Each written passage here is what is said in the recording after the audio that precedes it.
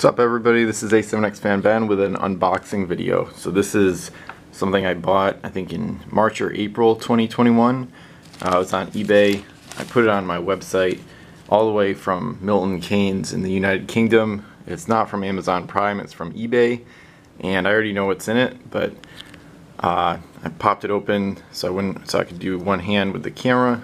And let's see what we got. This is one of the more exciting things I've bought for Pirates in a while. Get the bubble wrap away. Got this little package here.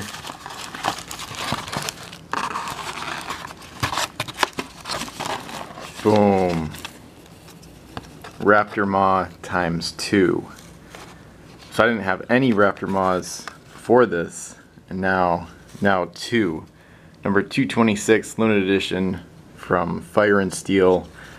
One of the more rare game pieces overall. At least it seems like that in general. For a little while back in maybe 2008, I'm assuming, 2009, it seemed like these were like insanely rare, but then I think there was at least one seller that kept listing them on eBay like one by one, or eventually like it became evident that there were a decent amount produced. It's nothing like the Obago dudes, but they're still pretty rare.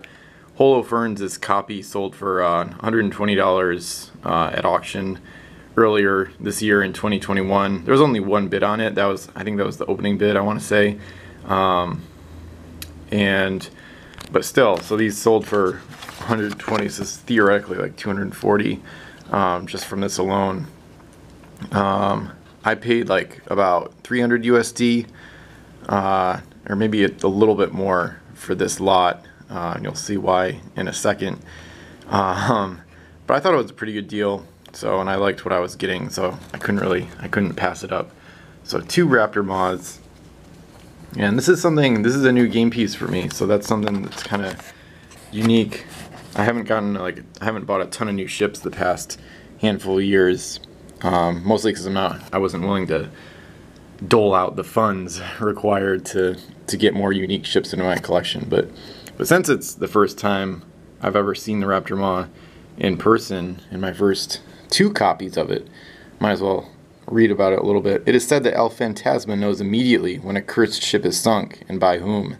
It is then that he unleashes his pet, Raptor Maw, to pursue those who dared defy him in his quest to rule the seas.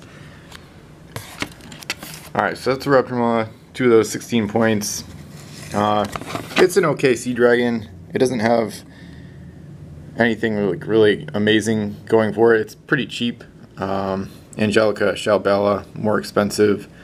It's got a solid ability too, so not a bad game piece, but Sea Dragon's obviously limited by their lack of ability to carry crew and just in general.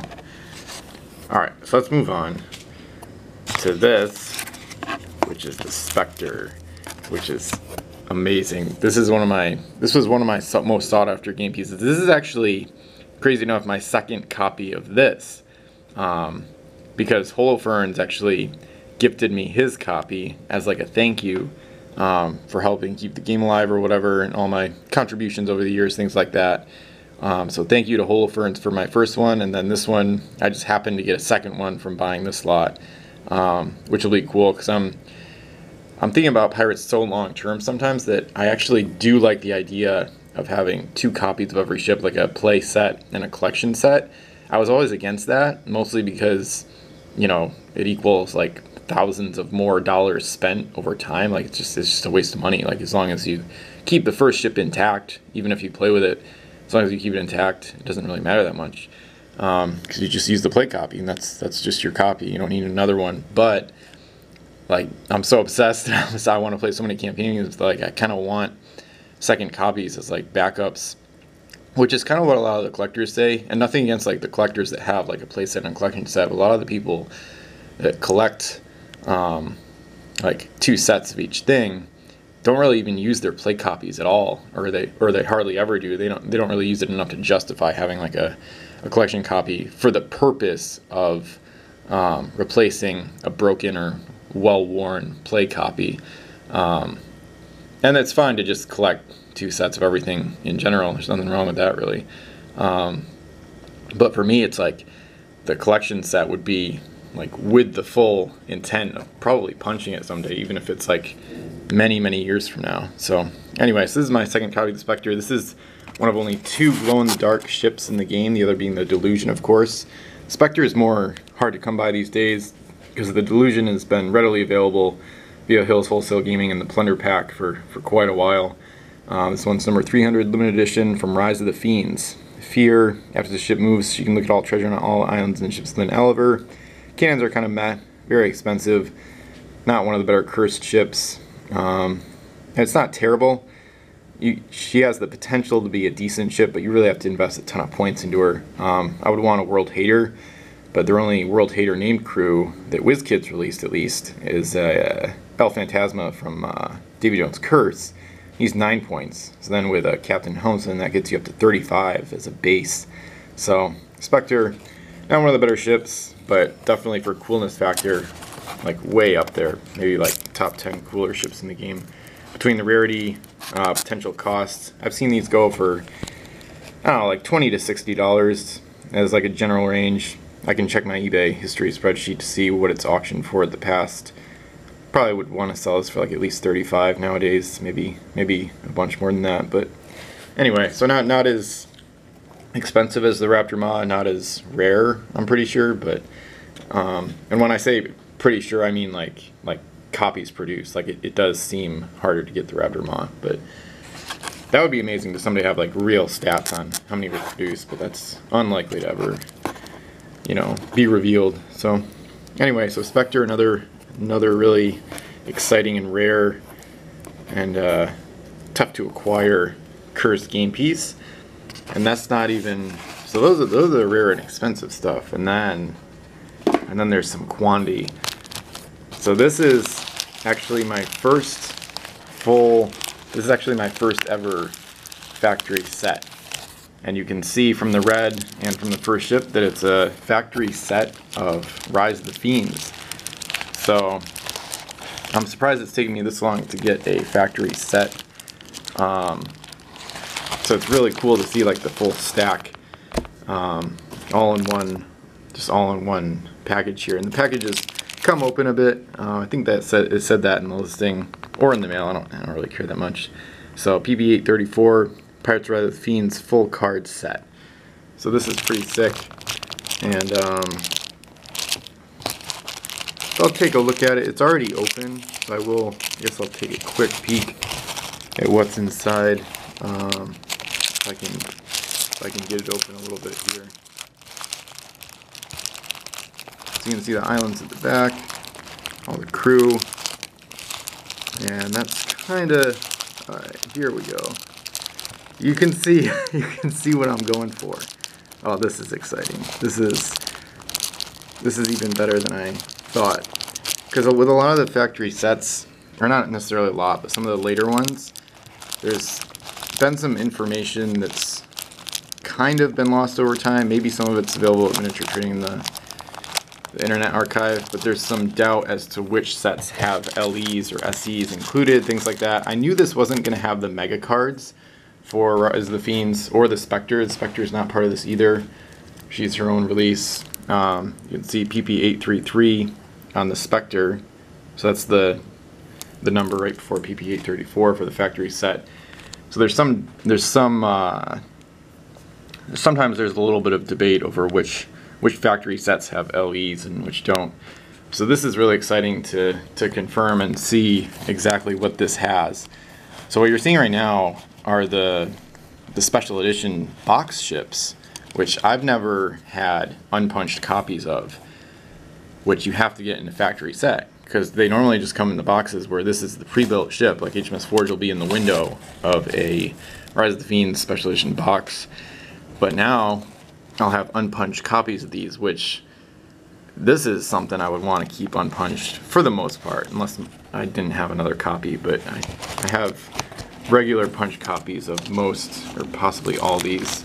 I'll just have to review the ships. I'm a little rusty. This is being recorded May 11th, so I'm a little rusty on videos and rusty on remembering collection knowledge, things like that. But Rusty Harpoon, another one. Not as good as the Forge, but not bad. Hades Realm is a really cool ship. one of the more interesting and exciting curse ships, mostly because she has speed potential. So SLS with Captain Helmsman, which is really fast for the cursed. Isabella, another Spanish treasure galleon type ship. And then even more exciting than the unpunched special edition box ships are the LEs. So the Rise of the Fiends LEs are pretty tough to get. They're not, I think recent auctions and some past price history has revealed the Fire and Steel LEs to definitely be more hard to get, it seems like, or at least more scarce nowadays. But these are still pretty valuable and one of the cooler LE sets in the game. So I'll probably do a full review of these sometime, because I never got these until now. So you're seeing me as I see them for the first time, which is really nice.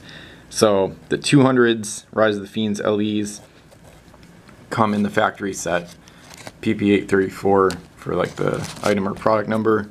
So these are like alternate versions of what came in the regular set. So the 001 Fool's Hope has different abilities. It's like 19 points. So then this one's only 14. And then it has extra action ability built in, which is really cool. So quite a good ship there. This version of HMS Apollo is generally the best of the 3 5-masted HMS Apollos, because this one has reroll built in, which is a little bit better than the other 2 abilities for the other Apollos. And then the San Cristobal, this is awesome. So the LE San Cristobal, same action twice built in. Maybe not quite as good of a ship probably as the other one, with her crazy Mach speed of like SSLS for a 5-master, or max base speed, or max speed overall, not max base. But so this one, 15 points, couple points less, SAT built in, still a really good ship, maybe about as good. So pretty exciting 5-masters. The Weasel, these ones aren't quite as exciting, but still really nice to have. The Rise of the Fiends LEs. So Weasel, Stingray, Halcon, and then you'll see a couple more really good ones here. Crimson Angel. So these ones, kind of interesting. The crew are like theoretically like upside down in the factory set, but anyway, Crimson Angel, Griffin. This is like one of the most exciting pieces of this whole lot. So this version of Griffin is insane, and a lot of people want this one. It's easy to just proxy in the common Rise of the Fiends version. That's what I've always done in the past, but now I actually have the real card, which is cool. So this ship has a crew with the Captain Keyword. She gets +1 hurricane rolls and +S to her base move. So wicked good crew. One of the best crew to put on English warships and large English ships. Awesome to use on the Shui Jian. The Mercenary 10-master allows English crew, because with Captain Helmsman and Griffin aboard, that ship can move LSS instead of just LS with a helmsman. So Griffin, pretty exciting. This version of Dominic Frida is pretty cool. Explorer, and then +2 gold bonus. And then we got the last handful here. Death Doll, Bloody Gold, and then it's going to be Savage Natives instead of Cursed Natives. So those are pretty much like the rare versions of similar stuff from the regular set. But anyway, I really wanted to pull those out because that's definitely the highlight of this. You can see the rest of the factory set, of course, has all the other stuff. So when I bought it, I thought, because like reasonably likely the LEs were included. I wasn't even thinking about the special edition box ships being unpunched. That makes sense because I've heard about that in the past. How you can only get the SC box ships unpunched if you get a factory set. But I think I already have those 4 SEs. Versus the LEs, the LEs are harder to get, and I didn't have any of them, not a single one. So that's really exciting to get both the LEs and the unpunched SEs, and of course the regular set is actually not quite as bad as I think. It's not one of my favorite sets, but it actually has a lot of good game pieces in it. It's pretty playable. It's definitely a lot less boring and like mediocre than Fire and Steel, the set that came after Rise of the Fiends. So Fool's Hope 001. You can just see HMS Apollo down there. And then I got all the islands there. And actually, this is really nice. I forgot about getting the Super Red. I mean, this is just great. This is totally worth $300 for me. or 320 or whatever it was. So I got another copy of the Rise of the Fiends Super Rares, Silver Explorer, and let me just try to take out the other ones real quick. So you're going to see Crusher, Doombox, and Captain Mission. So my copy of the Crusher seems kind of fragile. I don't know if it's because of the glittery nature of it or if I just wasn't careful enough. One of the masks is broken, so this is really nice to have another Crusher in case I want to build it at some point. The Doombox, I always love getting more flotillas because I might eliminate the no duplicates rule in future campaign games and use like a ton of flotillas. That's nice. And then Captain Mission, pretty iconic crew. I've done a ton of stuff with Captain Mission in fleets and games, so he was a huge player in Command the Oceans back in 2017. So not just the SEs unpunched, not just the LEs, which are tough to come by and pretty cool. Also the super rares, along with the rest of the set with the commons, uncommons, and rares underneath it. And then of course, in the same lot, as a separate pieces, 2 Raptor Maws and a Spectre. So this has been a StoneXM Ben. Thanks for checking out my unboxing video. Question of the day, have you ever bought a factory set of Pirates CSG? Thanks for watching, and I'll see you in the next video.